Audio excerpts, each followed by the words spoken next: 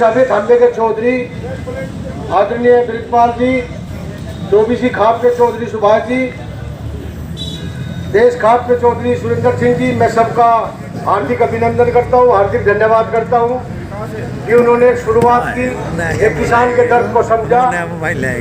और हम सभी लोग, आप सभी लोग, पूरा क्षेत्र सभी किसानों की मदद करने का काम कर रहा है और इस धरने को ताकत देने का काम कर रहा है।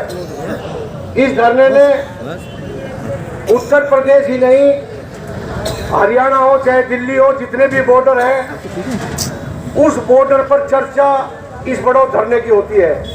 ये बहुत बड़ी ताकत है। आदमी से, एक किसान से, एक 36 बिरादरी के लोग यहाँ पर आने का काम कर रहे हैं। मैं सभी धरना कमेटी से भी कहना चाहता हूँ कि आप ये न समझे कि यहाँ पर कम लोग आते हैं, ना हल्की बात करनी चाहिए। जब आदमी की जरूरत पड़ती है 5 से 10 हजार लोग यहाँ आने का काम करते हैं और 50,000 लोग भी एक दिन आने का काम करेंगे।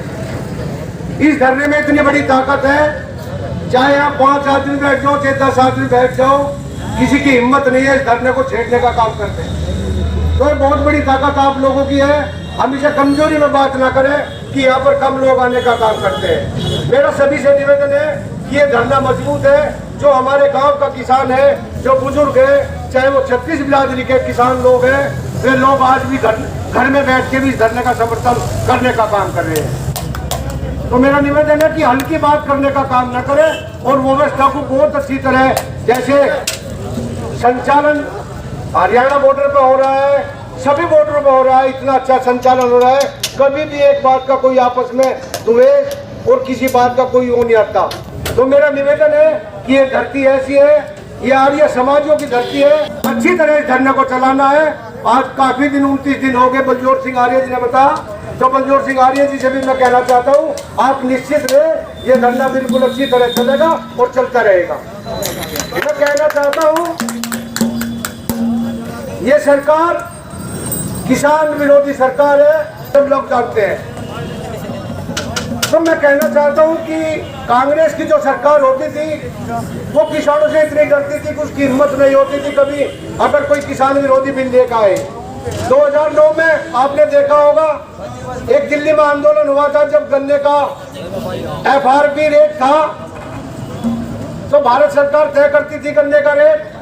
तो उन्होंने वो कानून बदलने का काम किया था।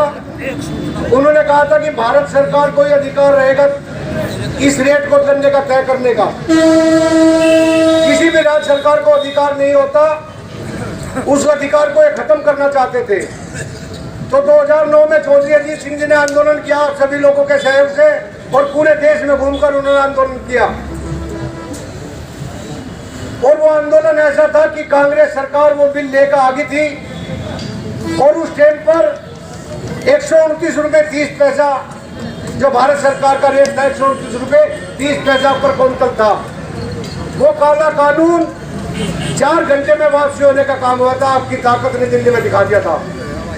तो आप ये समझ लो कि ये सरकार किसान विरोधी है, मजदूर विरोधी है, जो रोजगार के विरोधी है, जो हमारे आज युवा साथी है, सरकारी नौकरी अपने घर पे बैठने का काम, 1 लाख रुपए का नुकसान उन्हें, चाहे वो दिल्ली पुलिस में हो, चाहे उन्हें कोई सुख सुविधा ना मिली हो, चाहे टीचर हो, चाहे कोई भी हो, वे भी परेशान है।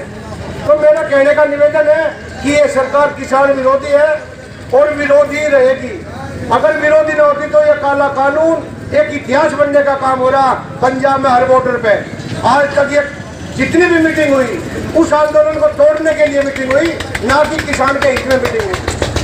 तो मैं कहना चाहता हूँ कि जितने भी हमारे 36 बिरादरी के लोग इस धरने को सहयोग कर रहे हैं, कोटा गांव है, गुजरों का गांव है, 2 बार वे यहाँ पर अपना राशन लेके हलवे के रूप में, प्रसाद के रूप में यहाँ पर आए। चाहे वो ब्राह्मण जाति के लोग हो, चाहे वो मुस्लिम जाति के लोग हो, चाहे वो कश्यप जाति के लोग हो, जो भी किसान है यहाँ पर रहने का काम कर रहे हैं और इस धरने को मजबूती के साथ निभा रहे हैं। मैं उनका हार्दिक अभिनंदन और हार्दिक स्वागत करना चाहता हूँ। मैं अपने भाई व्यापारियों से भी कहना चाहता हूँ कि इस धरने में आकर प्रसाद के रूप में अपना सहयोग करने का काम करें और धरने को मजबूती से चलाएं। जय हिंद, जय भारत।